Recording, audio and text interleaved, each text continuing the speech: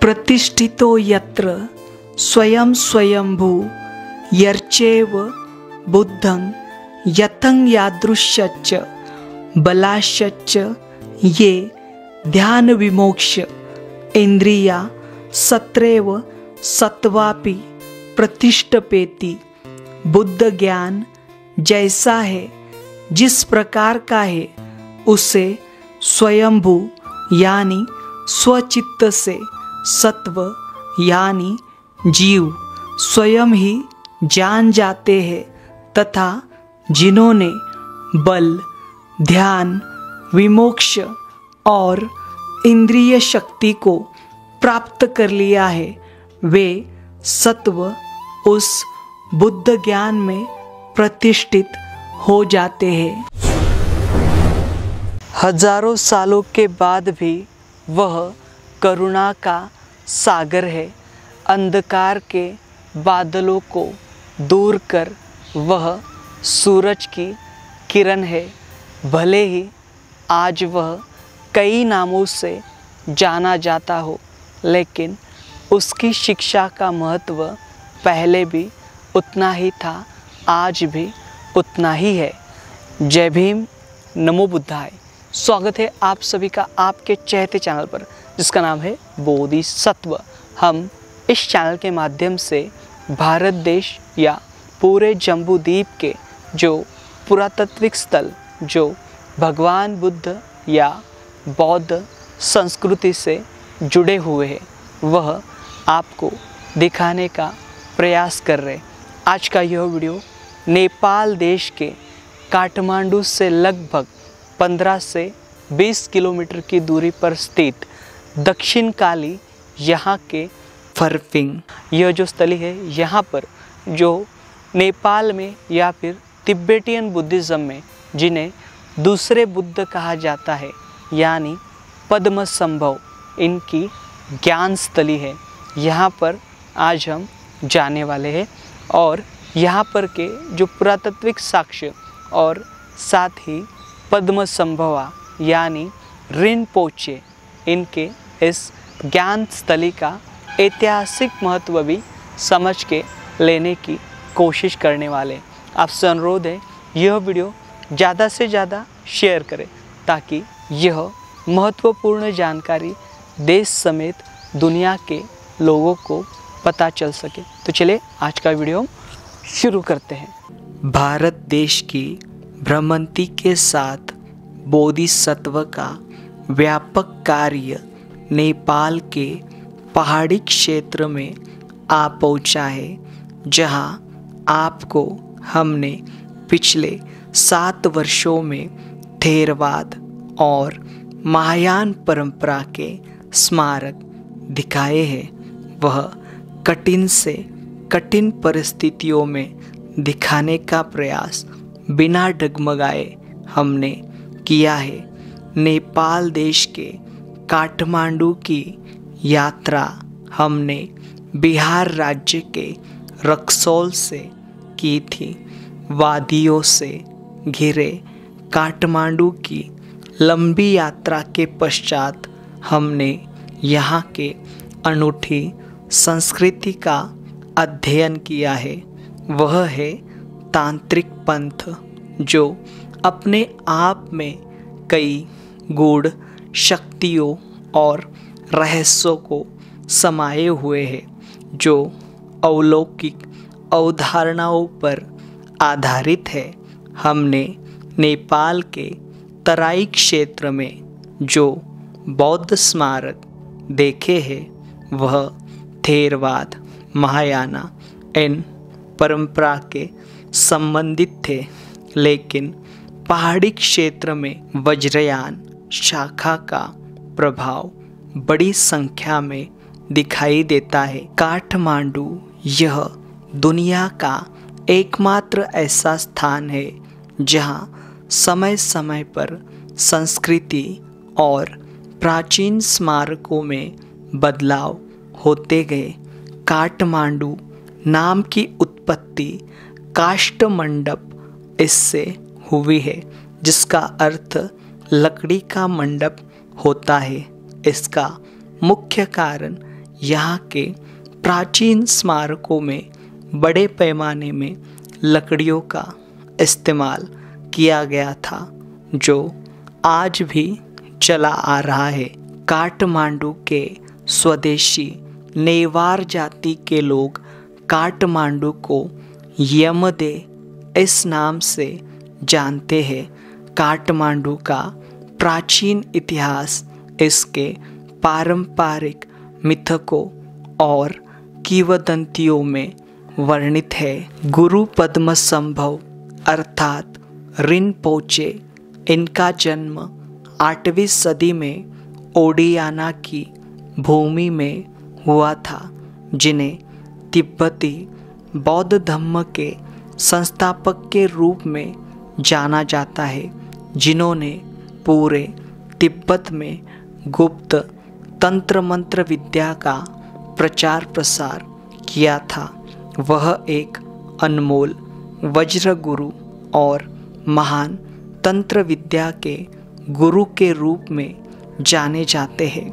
उनका जन्म दूसरे बुद्धों की तरह अलौकिक अवधारणाओं पर आधारित है, जो तिब्बत के दूसरे बुद्ध के रूप में माने जाते हैं। उन्हें एक राजा के रूप में प्रस्तुत किया गया है। उनका विवाह प्रभावती नाम के डाकिनी से हुआ था।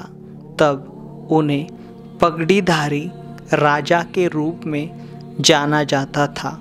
वह एक शासक के रूप में दूसरों की सेवा और आध्यात्मिक रूप से लाभ पहुंचाने में असमर्थ थे। इस कारण उन्होंने अपना राजपाट त्याग दिया था। उन्होंने डाकिनियों से मार को वश में करने वाले और आनंद को वश में करने वाले शक्तियाँ प्राप्त की थी। उसके बाद वह यंगलेशो यहाँ आते हैं, जो आज का फरपिंग यह स्थल है। यहाँ उन्होंने नेपाल देश के राजा की पुत्री शाक्य देवी, इनके साथ यांगदक हेरुका इनकी साधना की थी। हम आए हुए हैं नेपाल देश के काठमांडू जिले के दक्षिण काली यहाँ के फरपिंग स्थल पर। फरपिंग यहाँ पर पद्मसंभव इनकी गुफा है, जहाँ पर उन्हें ज्ञान प्राप्ति हुई थी। उस स्थली पर देखिए पूरी घाटी है और इसी घाटी में ऊपर हमें जाना पड़ेगा। देखिए यहाँ पर कई सारी मोनेस्ट्रीज है। वज्रयान परंपरा में तांत्रिक, जिसे तंत्रवाद कहा जाता है, उसकी उत्पत्ति सुनिश्चित करना असंभव है, लेकिन इसके पुरातात्विक साक्ष्य 2री से 3री सदी तक पाए जाते हैं। लेकिन यह सुनिश्चित है कि ईस्वी 4वीं सदी से लेकर ईस्वी 6वीं सदी तक तंत्रवाद का अखिल भारतीय आंदोलन अपने चरम सीमा पर था। यह ब्राह्मणों के रूढ़िवादी वैदिक धर्म के जवाब में और उसके विरोध में उभरा था। तांत्रिक अनुष्ठान पूर्व जन्म के अंतहीन चक्रों से बचने और साधकों को एक ही जीवन काल में सर्वोच्च ज्ञान की प्राप्ति हेतु बनाए गए थे। इस कारण तांत्रिक पंथ में उस समय का वज्रयान पंथ विलीन हुआ था, लेकिन इस पंथ में कई देवी देवताओं की उत्पत्ति हुई थी, जो काफ़ी अजेय रूप में दिखाए गए थे। पर्दैन जाओ ऐसे। ओके।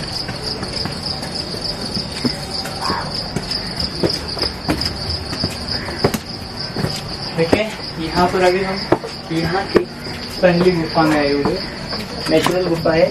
और इससे पहले यहाँ पर एक स्टोन मार्किंग है जिसमें गणेश भगवान और सरस्वती का जो शिल्प है वो बनाया गया। आमतौर पर तांत्रिक बुद्धिज्म में यहाँ पर भगवान गणेश के कई सारे स्रोत, नीचे नीचे नीचे डाउन, भगवान सरस्वती जी और Padmasambhava we are making video ji. Rinpoche यहाँ ध्यान किया, मेडिटेशन किया। फुटप्रिंट आइए यहाँ पर देखिए, रिम्पोचे जो थे उनके यहाँ पर, गुरु पद्मसंभव उनके यहाँ पर फुट स्टेप है। देखिए ये मार्किंग आपको दिखा रहे, यहीं पर उन्होंने ध्यान किया था और यहीं पर उनको उच्चतम ज्ञान की जो प्राप्ति है वो हुई थी। ये गुफा और ऊपर एक गुफा है ना, यहाँ ये देखो यहाँ का। देखिए यहाँ पर तिब्बतियन बौद्ध धर्म के ग्रंथ में यहाँ गणेश जी के ऊपर लगभग 30 ग्रंथ है। आप देखिए यहाँ पर ये फ्लैग आपको दिखा रहे, देख पा रहे हो, ये सूत्र के फ्लैग है। और यहाँ पर आमतौर पर लोग जो है अपनी मनोकामना और धन की उपलब्धि हेतु या फिर देखिए लोग जो है आमतौर पर उनके ब्याह, शादी ब्याह हेतु यहाँ पर ये जो फ्लैग है वो लगाते हैं ताकि उनकी मनोकामना जो है वे पूर्ण हो सके, या फिर कामुक जो उनके भाव है वो यहाँ पर जो उत्पन्न होते हैं उनके यहाँ पर परिकाष्ठा हो सके। इसके लिए इस प्रकार के जो यहाँ पर मन्नत जो है इस एरिया में मांगी जाती है। और ये जो पद्मसंभव जो है ये लगभग 8वीं सदी में यहाँ पर इस क्षेत्र में आए थे और उन्होंने यहाँ पर जो है ध्यान जो है वो किया था।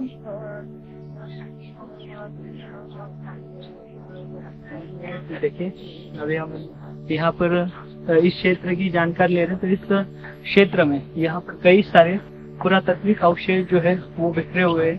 हम देखेंगे तो यहाँ पर प्रकार से हमने महाराष्ट्र में गुफाएं देखे, ठीक उसी प्रकार से यहाँ पर भी गुफाएं हैं, लेकिन यहाँ पर की गुफाएं आमतौर पर नेचुरल गुफाएं हैं और इन नेचुरल गुफाओं में मार्किंग की गई है। जैसे हमने नीचे देखा, नीचे स्टोन में मार्किंग है, स्कल्पचर बने हुए, ठीक उसी प्रकार से हाथों के, पैरों के या फिर बॉडी के चिन्ह बने हुए। यहीं पर ऊपर भी हमें इसी प्रकार के जो चिन्ह है, ये जो गुफा है इसे असुरा केव्स कहा जाता है, फिर असुरा गुफा कहते हैं। यहाँ सम्यक संबुद्ध के स्थान पर जिन्होंने पहले ही बोधि और निर्वाण प्राप्त कर लिया था, ऐसे विभिन्न बोधिसत्व के समूह उभरे जिनमें पुरुष और महिला दोनों शामिल थे, जिन्होंने बोधि प्राप्त कर ली थी लेकिन दूसरों को ज्ञान प्राप्त करने की सहायता के लिए उन्होंने स्वयं का निर्वाण स्थगित किया था। यहाँ 5 पारलौकिक बुद्धों की उत्पत्ति हुई है जो स्वर्गीय तिमाहियों और पूरे बौद्ध पंथों पर हावी थे, जिनमें अक्षोभय पूर्वी दिशा के बुद्ध, अमिताभ पश्चिमी दिशा के बुद्ध, अमोघ सिद्धि उत्तरी दिशा के बुद्ध, रत्नसंभव दक्षिणी दिशा के बुद्ध और मध्य में वैरोचन बुद्ध की संकल्पना ने जन्म लिया था।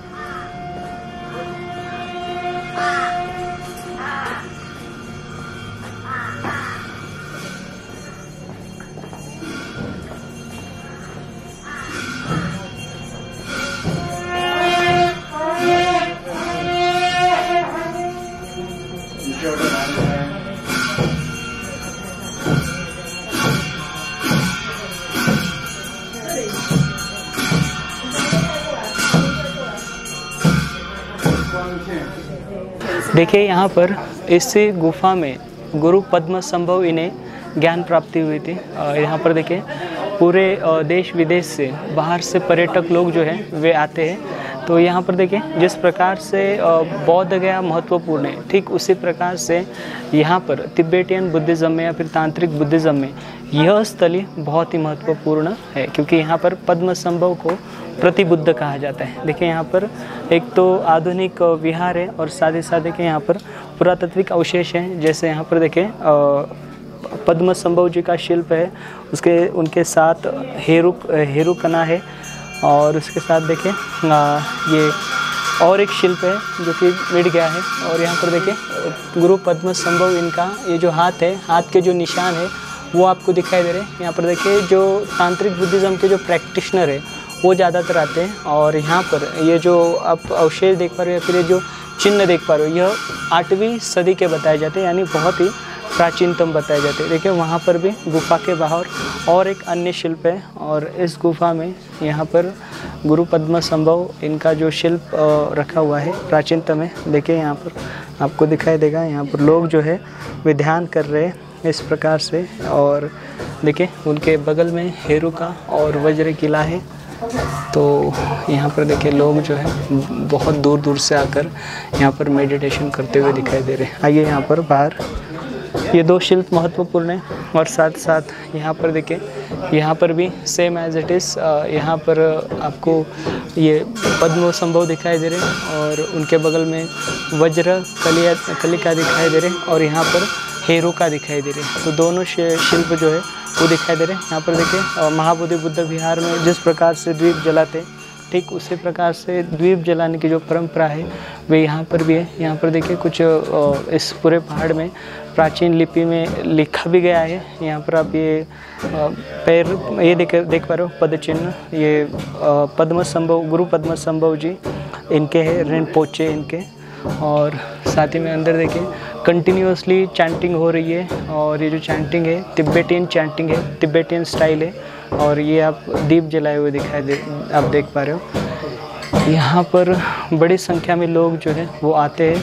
अभी हम आए हुए तो यहाँ पर लोगों की तादाद जो है, और यह दूसरे बुद्ध की स्थली के रूप में यह वर्णित है, और इसका स्थान जो है उस प्रकार से उच्च स्थान जो है वे वर्णित किया गया है। इसके लिए यहाँ पर बड़ी संख्या में आप ये फॉरेन विजिटर देख पा रहे हो। देखिए जो गुरु पद्मसंभव है इनकी भारत में भी यात्रा हुई थी। हमने इससे पहले आपको कांचीपुरम यहाँ के कुछ स्थल दिखाए हैं जहाँ पर गुरु रिनपोचे आए हुए थे, और वहाँ पर की जो मूर्तियाँ हैं साउथ में, उन साउथ की मूर्तियों पर गुरु रिनपोचे इनकी जो छाप है, इनकी जो शैली है वे हमें दिखाई देगी। आमतौर पर गुरु रिनपोचे को जिस प्रकार की मूछें होती है, ठीक उसी प्रकार की मूछों में भारत देश में वहाँ पर जो पुरातात्विक स्थल इनके गुरु रिनपोचे इनके बारे में प्राप्त हुए हैं, वहाँ पर हमें आमतौर पर दिखाई देते हैं। और कई जगहों पर हमने देखा है,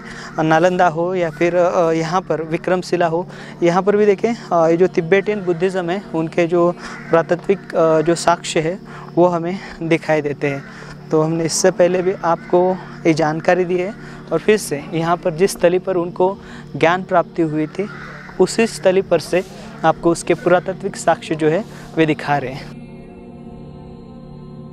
अभी हम काठमांडू देख सकते हैं, पूरे पहाड़ियों से घिरा हुआ है। वे एक समय पर झील हुआ करती थी, और उस झील को मंजूश्री जो बोधिसत्व है उन्होंने उनके वज्र से काटा था, और उसके बाद यहाँ पर इस झील में का जो पानी है वे नीचे चला गया, ऐसी जो जानकारी है वे प्राप्त होती है। और उसके बाद यहाँ पर शहर बसाया गया। लेकिन कुछ ऐसे स्थल है यहाँ पर जो सम्राट अशोक इनके समय के या फिर जो ईस्वी पहली दूसरी सदी